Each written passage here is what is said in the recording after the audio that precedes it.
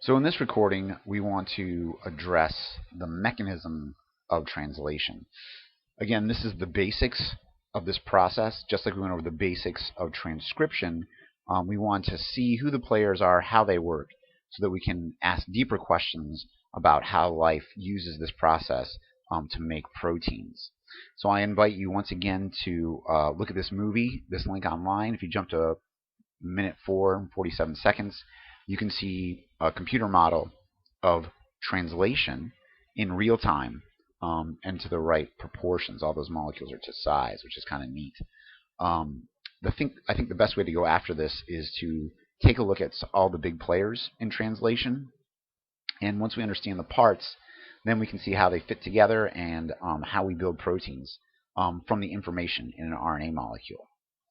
So again, our major components are going to be the ribosome, the mRNA.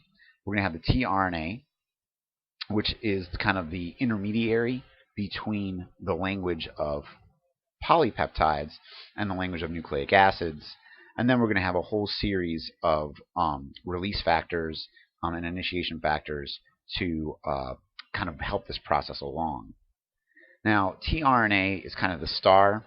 It is going to be a small piece of RNA. It's not mRNA, it's tRNA, transfer RNA. This particular, pardon me, this particular RNA is specific because it has what's called an anticodon on one end.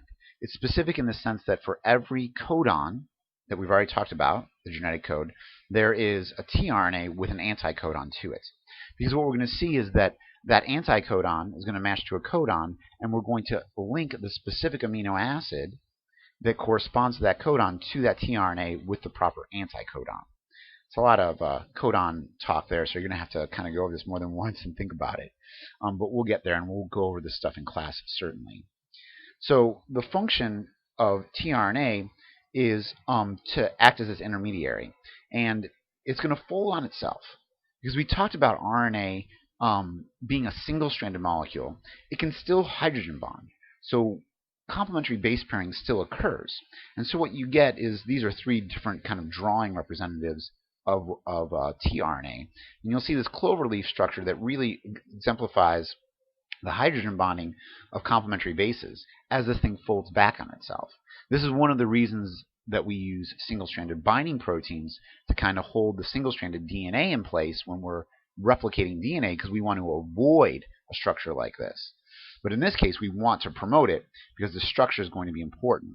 What it does is it puts one end of the molecule out there that has the anticodon down there at the bottom. And the other end is where we're going to attach an amino acid. So attaching that amino acid to the tRNA is called charging it. So we're going to charge. It's like putting a bullet in the chamber of a gun, right? Like I've charged it, it's ready to go, I'm ready to release, to use this thing. So I'm going to charge the tRNA with a whole series of enzymes called aminoacyl tRNA synthetases. So this basically is a whole family of enzymes. Each is specific to a specific tRNA that's going to say, oh, here's a tRNA, you don't have an amino acid on you. So what I'm going to do is bind to you and then take the proper amino acid and connect it to you covalently. So now that tRNA then is charged. So again, there's lots and lots of players involved in this process that we're not going to focus on, but I want you to be aware that they're there in the background, that they're proteins, that they're doing things. All right. So we've got our tRNA. It's got an anticodon that's ready to find its complementary codon and Watson-Crick base pair. And when it does that, it'll bring along its proper amino acid. So the ribosome is where this is going to happen. So the ribosome is going to facilitate the coupling of the tRNA anticodon with a codon in the mRNA. Right? So ribosomes are made of two subunits, a large subunit and a small subunit. And again, they're another example of a protein-RNA complex. So what we originally thought was that this large mass of protein used RNA to kind of work as a framework.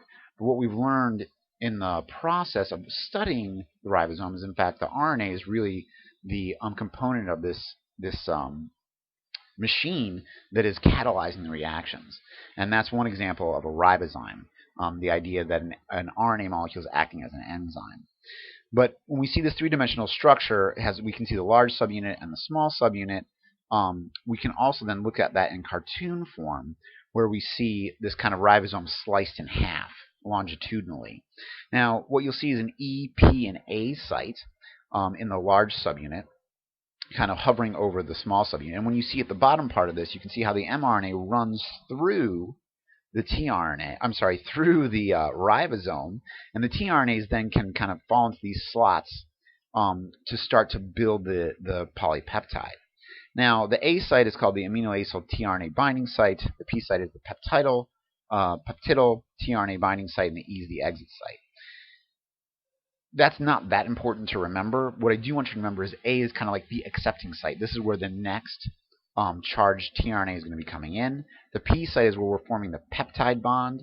We're going to bind that next amino acid to the growing peptide chain.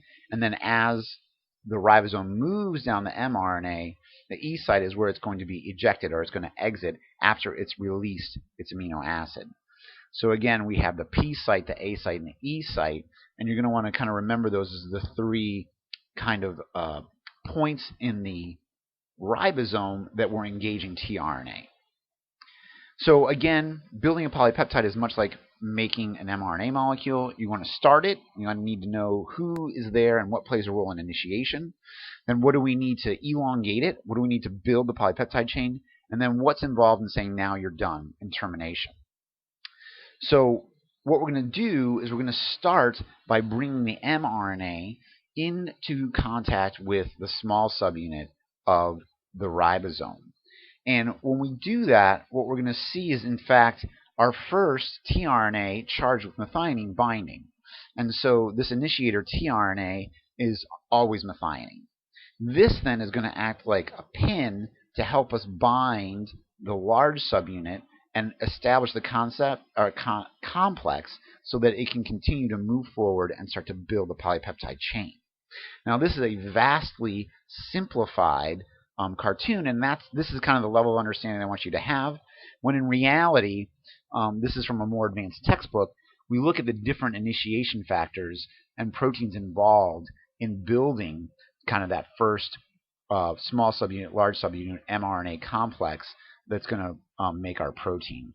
So again, if you go on in molecular biology, you'll get to learn this stuff more later, but for now it's not important, other than the fact that you should realize that, in fact, yes, there's a lot more going on here than this kind of basic intro-level understanding.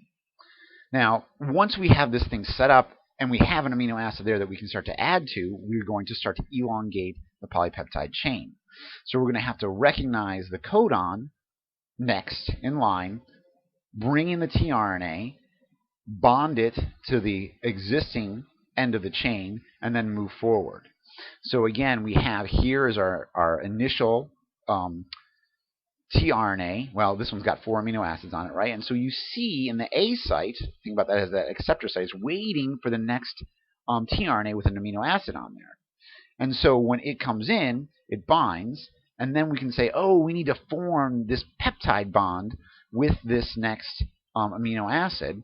We bond it, and the whole thing moves forward, kicking out the last tRNA that now has discharged its amino acid, and hence the polypeptide chain grows, emerging from the ribosome. So this process is going to go over again and again and again as we add more and more amino acids until we get to our stop codon.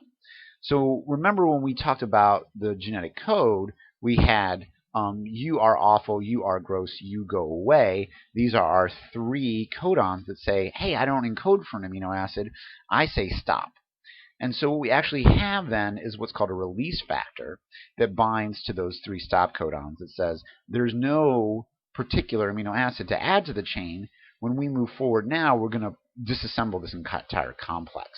All right, so that's going to be then the end, the termination of this process. And now we have a free polypeptide. Whether that polypeptide now will fold up on itself and become active, or it needs help to fold, or it becomes part of a larger complex, depends on the protein. Now you can get what's called a polyribosome or a polyzone. And this is where you have many ribosomes binding to the same mRNA and translating proteins. So in fact, in a prokaryotic cell, you can actually have this occurring on an mRNA transcript that isn't even done being copied from the DNA. So think about that for a second. That is the advantage of all being in one room, right? So a polysome is something that you should be familiar with. This final slide in this recording, this is a great summary, right? So this is a great slide to say, oh, okay, do I know all the players on this slide? Could I draw this again? Do I know what's going on? What do all the arrows represent? So this is a great slide for you to use as a tool.